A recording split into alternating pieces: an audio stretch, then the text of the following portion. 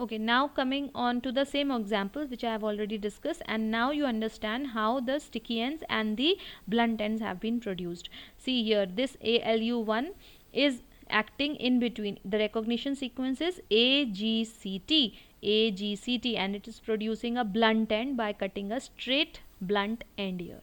Similarly, here also blunt end is created, but here BAM H1, this is creating a staggered or a sticky cut. Clear? Similarly, HIND the third, HIND 3, this will also produce sticky ends by producing nicks. Similarly, EcoR1 GAATTC will produce sticky ends. Clear? Okay, moving forward. Usefulness of these cutters, why at all these kind of cutters needed? Sticky ends are helpful in cloning because they hold two pieces of DNA together so that they can be linked by DNA ligase.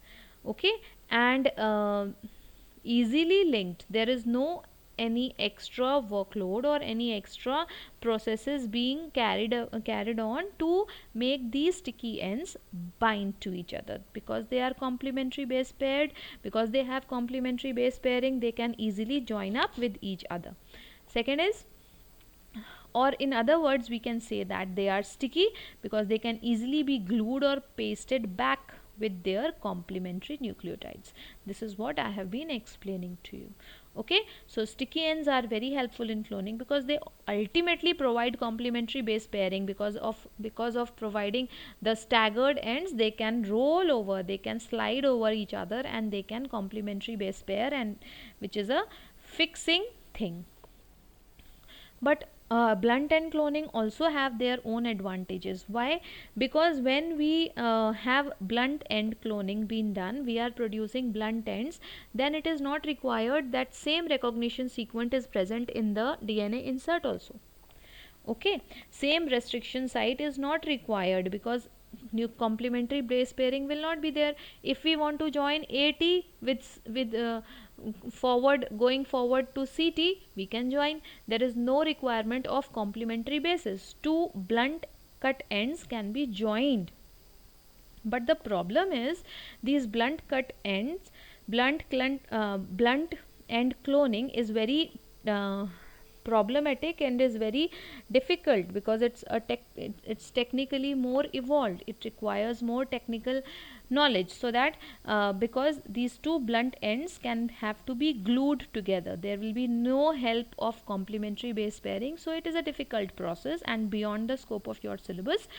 But you need to understand that blunt end cloning is also one kind of cloning in which these blunt end cuts, which are not related, which may not have any similar kind of sequences present, can be cut. It is the future, it is the next stage of recombinant DNA technology, of joining two strands of DNA which do not have similar sequences present.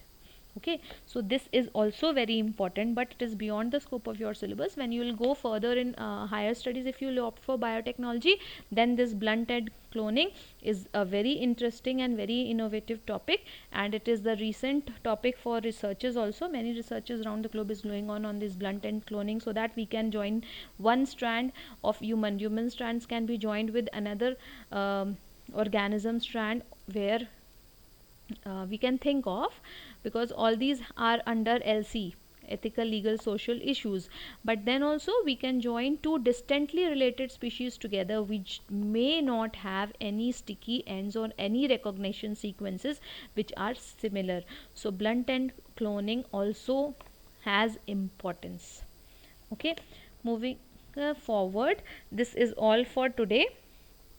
I'll be sharing with you the notes also soon. But for today, I think restriction enzymes, restriction endonuclease, you need to understand very well, because these are the molecular scissors and it comes for 4 marks. Types on the basis of their type 1, type 2, type 3, both the types you need to write down, because on the basis of function, that is they are producing sticky ends and blunt ends, and on the basis of the activity, that means where they act on the restriction sites, how much precision with which they act on the recognition site. They act exactly on the recognition site. They act 1000 base pairs away from the recognition site, 20 base pairs or 25 base pairs. All these things are very important. You can see in your book on page number 45 there is a list table given where you have names of many restriction enzymes present and their source plus the recognition sequence at which they are cutting. And here in this table you will see that the recognition sequence is given and then the cut DNA form is also given. So this is equally important. On page number 44 they have given a table where the difference between the blunt ends and the sticky end is there. Nomenclature, I think I have made very clear. Nomenclature also comes every now and then. Often they can ask about nomenclature of restriction endonuclease, so that also you need to remember. So that is all for today. We will be continuing in the next class. Thank you so much. All the best, all of you.